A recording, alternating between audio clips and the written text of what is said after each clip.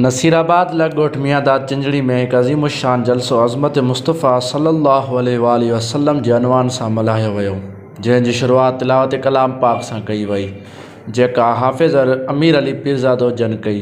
जंहिं बाद नातनि जे सिलसिले में फ़कीर बशीर अहमद पीरज़ादो हुसैनी, फ़कीर अब्दुल ख़ालिक चिंजड़ी ऐं संदसि साथी फ़कीर इम्तियाज़ अली करमी, फ़कीर माशूक अली करमी ऐं मेड़ खां कई आयल ख़ुसूसी नात ख़्वान मोहतरम शफ़ीक़ अहमद क़ादरी जन पंहिंजे सोणे ऐं मिठड़े आवाज़ में हुज़ूर करीम सल्लल्लाहु अलैहि वसल्लम जे शान मुक़द्दस में नातूं पढ़ी अवामुन्नास जूं दिलियूं बाग़ व बहार करे छॾियूं।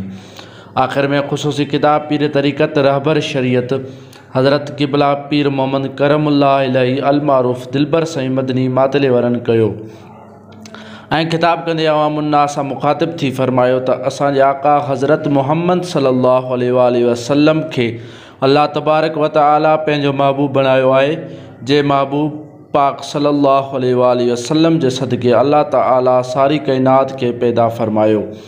उन मुस्तफ़ा सल्लल्लाहु अलैहि वसल्लम जो शान बेमिसल बेमिसाल आहे। महबूब जे सदक़े उन जे अहले बैतन ऐं असहाबुनि ऐं उम्मतिन खे पुण शान मिलियो। उन महबूब जे तुफ़ैले अल्लाह तआला किरोड़नि नेमतुनि सां नवाज़ियो ऐं क़यामत जे ॾींहुं इंशाअल्लाह उन रहमतुल लिल आलमीन सल्लल्लाहु अलैहि वसल्लम जी शिफ़ाअत जे करे गुनाहगार उम्मतुनि जी मग़फ़िरत थींदी। आख़िर में दुआ ख़ैर घुरी वई ऐं आयल जमातुनि में लंगर तक़सीम कयो वियो।